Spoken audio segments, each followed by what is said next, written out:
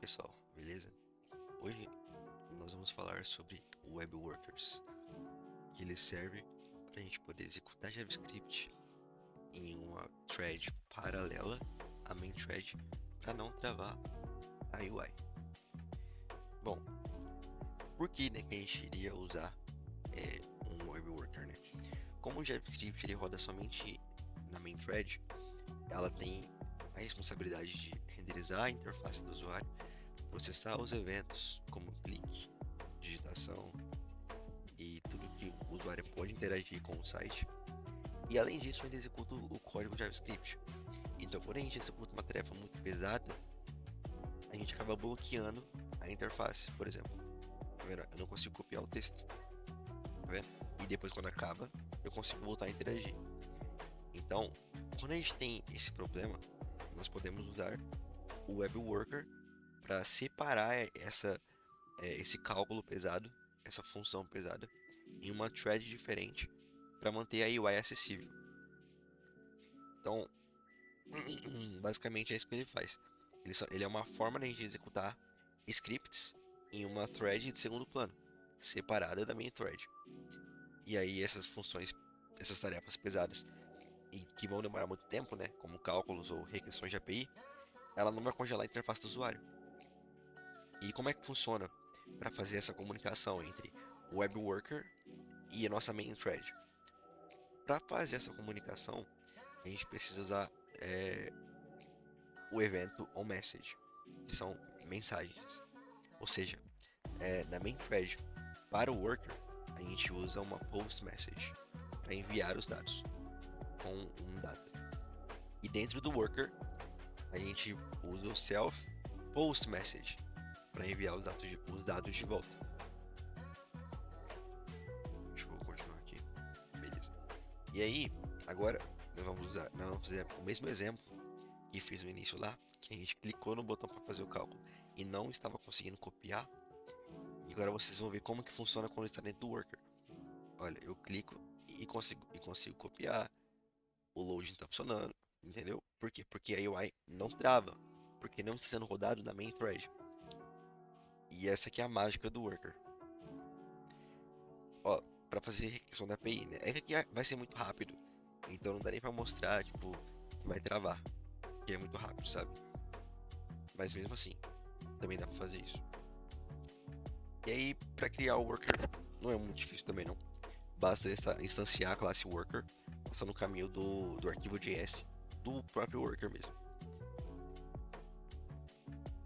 E aí dentro do worker, a gente usa o self para se referir ao escopo global do próprio worker. Por exemplo, self on message é quando ele escuta a tarefa a mensagem que ele recebeu da main thread e faz alguma coisa. E depois que ele faz essa coisa aqui, ele faz o post message e manda de volta para main thread. Entendeu? E aí, que o web worker não pode fazer, né? Quais são as limitações dele? Bom, como ele roda em uma thread separada, ele não tem acesso ao objeto window, ao objeto document, então ele não consegue manipular DOM, não consegue manipular tags HTML, esse tipo de coisa. E também não tem acesso ao objeto parent. Mas a gente pode fazer a gente pode usar outras APIs, como Fetch, WebSocket, para fazer essas ações em segundo plano. E aí no Next, ou em Vue, outros frameworks, né? A interação é simples, né? A gente precisa só colocar o nosso worker dentro da pasta public ou da pasta static.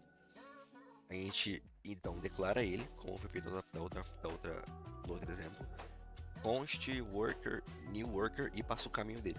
Como ele vai estar na pasta public ou pasta static, a gente pode passar só esse barra worker que vai funcionar. Então, onMessage é quando o nosso main thread vai escutar a mensagem do worker e vai dar um console log. E aqui ele vai enviar essa mensagem para o worker. Quando ele receber esse start, ele vai fazer uma ação, vai fazer alguma coisa lá dentro e vai mandar de volta para cá, entendeu? E aí nesse onMessage dele dar o console log na main thread. Bom, na teoria é isso. Agora vamos para prática. Na parte da prática também não foge muito disso, tá? É meio que básico também. Deixa eu só trocar aqui qual tela que eu vou mostrar.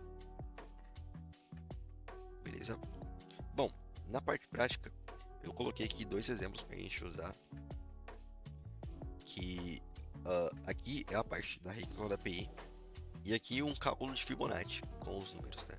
Como vocês podem ver aqui foi bem rápido. Deixa eu botar um câmera um pouquinho mais, 40. Tá vendo que ele demora um pouquinho, mas aqui a UI ainda tá funcionando. Porque aqui eu posso interagir com a UI, porque não vai ter quebrada. E eu ainda posso usar 2 webworkers diferentes ao mesmo tempo. Por exemplo, eu posso pedir para calcular aqui e fazer uma requisição. Que os dois vão acontecer. Eles não vão se interromper, né? Os dois ainda assim vão acontecer. Bom, então o que a gente faz dentro do código? Top. Então, aqui, galera, é só o HTML mesmo para mostrar as coisinhas básicas. Temos alguns mocks aqui para fazer os testes da API e do Fibonacci. Aqui nós temos as variáveis preparadas para receber o worker, tipadas. E aqui nós temos 2 funções, a função que vai fazer a requisição e a função que vai fazer a conta.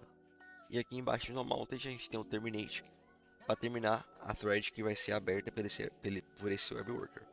Então beleza, vamos primeiro aqui pela parte da Fetch with Worker.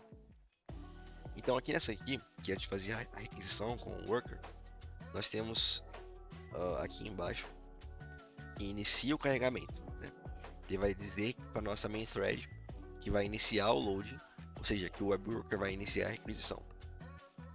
Aí a gente vai fazer o que? A gente vai fazer um post message enviando uma mensagem para o web worker da API, passando um objeto com a URL.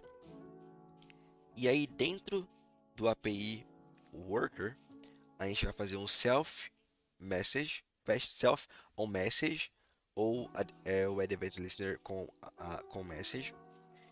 E aí esse event a gente consegue pegar esse objeto data, que é tudo que a gente passar aqui como parâmetro. E aí a gente pode fazer uma desestruturação e pegar essas chaves. Então a gente faz um try catch, onde faz a aquisição, simplesmente assim. Se der algum erro, a gente passa um erro, dizendo que alguma coisa deu errada. Mas se deu tudo certo, a gente faz o post message do worker para main thread, passando que deu sucesso e o valor da data. E se por acaso deu algum erro, a gente fala que o sucesso foi false, que não teve sucesso, e passa qual foi o erro. Beleza?